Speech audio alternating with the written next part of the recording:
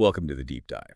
Today, we are looking at a case that just instantly became this huge flashpoint in the U.S., the story of Luigi Mangione. Right, the man accused of killing a United Healthcare CEO. Exactly.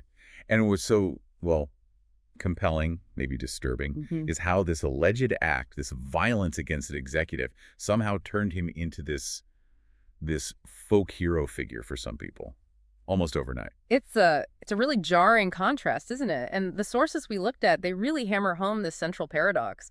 Mangione's supposed motive was this complete violent rejection of corporate elites of wealth. But, he kind of comes from that world himself. We found out his own cousin is actually a Republican state delegate. Yeah. Pretty high profile. Wow, okay, so he was sort of born into the class he allegedly ended up targeting. Seems like it. And that specific tension, that's really what we want to get into today. Yeah, so our mission here is to sort of dissect this relationship maybe between two very different figures who tap into that anti-establishment anger. You've got Mangione and you've got Donald Trump. Both channeling public rage against elites, corporate, political, you name it. Right. And we want to examine what that looks like. What happens when that frustration gets channeled into, well, alleged violence versus organized political action. It's a crucial distinction. Okay, so let's start with Mangione himself, his alleged motivation. Yeah. Because that seems to be the bedrock of this whole folk hero thing that sprung up. It wasn't presented as just random, was it? No, not at all. The sources, the authorities, they link the alleged crime directly to this really deep disdain for corporate America, and specifically this intense, almost obsessive frustration with the U.S. health insurance system. He didn't just dislike it, he called it, what was the word? Parasitic. That was the term he apparently used. Parasitic. So, in his view, it seems the alleged act wasn't just criminal, it was almost like political theater.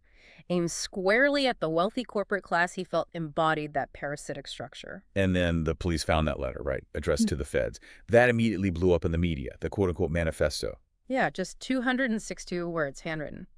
But incredibly explicit. It laid out his thinking on the healthcare system, his justification, basically saying, these parasites simply had it coming. Chilling. It absolutely is. And that document, it instantly shifted the narrative, didn't it? From maybe straightforward murder case to this potent symbol of anti-corporate rage. And what's so, I guess, fascinating from an analytical standpoint is how his ideology seems to scramble the usual left-right divide. Totally. One source called it a rare feat, managing to unite, in a way, both liberal Democrats and the conservative media base in their shared criticism of the healthcare system. How did that happen? What were his influences? Well, it's this idea of the extreme middle. If you look at his reported interests, you see signs of maybe left-leaning views, interest in someone like Alexandria Ocasio-Cortez, concern about climate change, standard progressive stuff, maybe. Okay.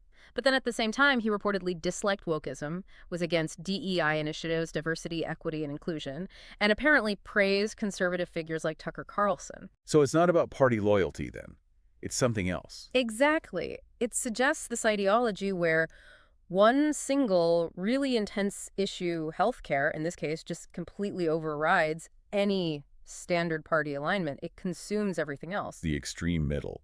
Someone so fed up with the system built by both sides. Right. That they view the corporate interests, the rich people, the predatory corporations as the common enemy, regardless of who's nominally in charge. It's this very focused, single-issue passion. Doesn't matter if the person next to you is yelling about the establishment from the left or the right, as long as they're yelling about the same thing. That concept is compelling. What? But let's go back to that paradox you mentioned earlier, him coming from privilege. Was the alleged violence maybe also a way of rejecting that, like a radical way to sever ties with the world he came from? That's a really interesting interpretation, and some analysis does suggest that, yeah, the level of radicalization needed to allegedly do something like this. It implies the target wasn't just the CEO as a person, but the CEO as a symbol. The ultimate symbol of the class structure, Mangione himself perhaps came to despise. So the violence becomes ideological. A war against his own background, in a sense. Okay, let's shift to the public reaction, because this is where it just explodes, culturally speaking. Accused killer, yet somehow incredibly polarizing. What did the polling actually show?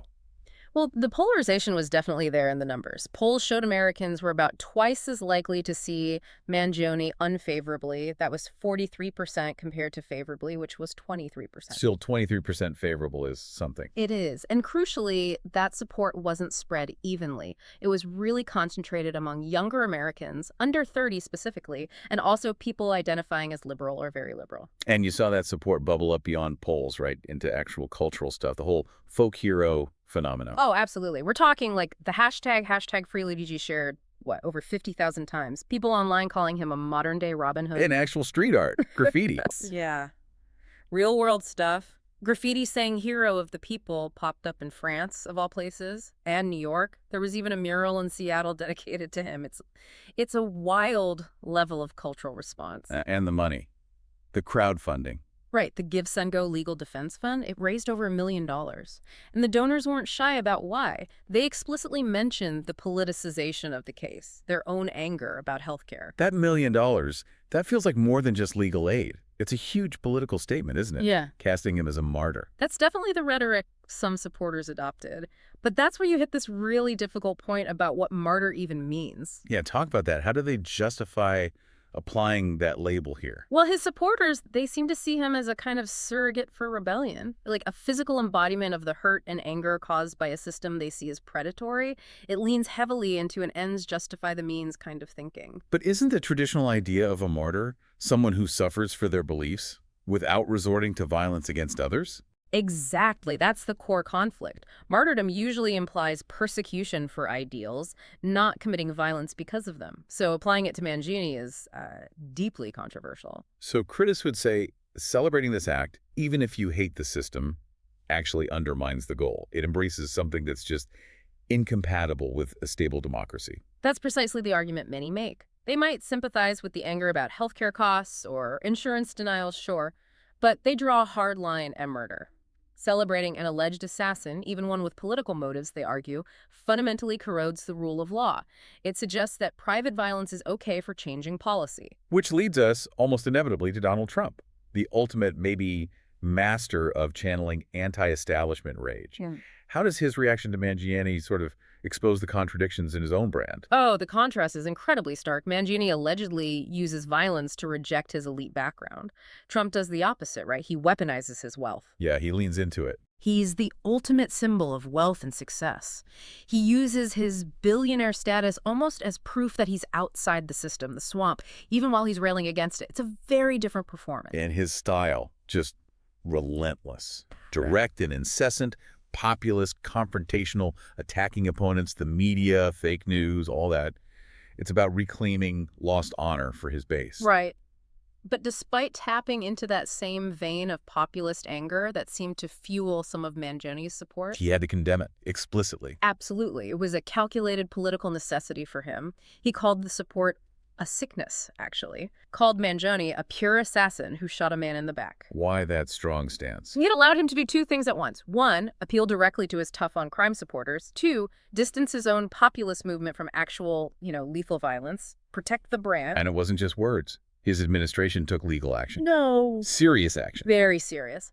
The Trump administration, via Attorney General Pamela Bondi, instructed federal prosecutors seek the death penalty. They explicitly framed the crime as political violence. They went for the maximum legal pressure. But that intense focus, that created problems too, didn't it? Yeah.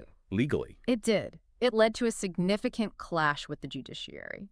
A federal judge actually issued a formal warning to the Department of Justice. About what? About public statements. Officials, like the White House press secretary calling Mangione a left-wing assassin, the judge warned that kind of rhetoric risked violating Mangione's constitutional right to a fair trial, prejudicing the jury pool. And the consequences could have been severe. Potentially huge. The judge threatened sanctions, things like maybe barring the death penalty entirely, or even dismissing the charges if the government didn't back off the public commentary. So zooming out, what does this whole case really illustrate about political risk? When you have this intense polarization, and a group analyst called them the middle American radicals feels ignored. It shows what can happen, right? Mm-hmm. When the mainstream political system just fails to address these really deep, widely shared grievances like healthcare costs, it creates a vacuum. And in that vacuum, a small but potentially radicalized minority might feel like unconventional or even violent action is the only way left. Anti-institutional action becomes appealing. Exactly. The system isn't working, so maybe you have to go outside the system. So this pool of frustration, this anti-corporate anger, it could go in two directions, couldn't it? Yes. Broadly speaking, one path is destructive. That's the path Mangione allegedly took, targeted violence that, at its core, destabilizes things. And the other path? The other path is constructive reform. It's using that same energy, that same anger, to push for real systemic change within the rules, mostly. Think about genuinely populist regulations, maybe on monopolies, drug prices, things that could actually get support across party lines. Because that common ground does exist, right? Yeah, absolutely. The fact that you have, Trump supporters and AOC fans basically agreeing the healthcare system is fundamentally broken.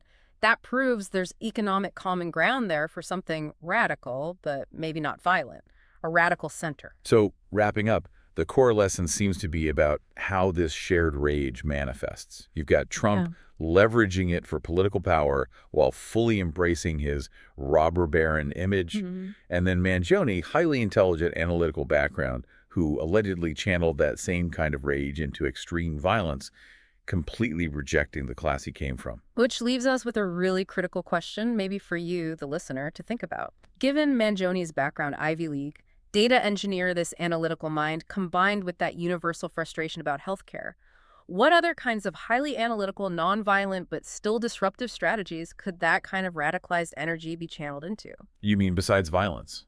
Right. Could it fuel things like massive class action lawsuits against insurers over denying care? Could it fund the creation of entirely new, maybe tech-driven, alternative healthcare models designed to completely undercut the current system? Ways to achieve that systemic change without resorting to political violence. A deeply unsettling question, as you said. But it really underscores why having effective political outlets for frustration is so vital. Thank you for joining us for the deep dive.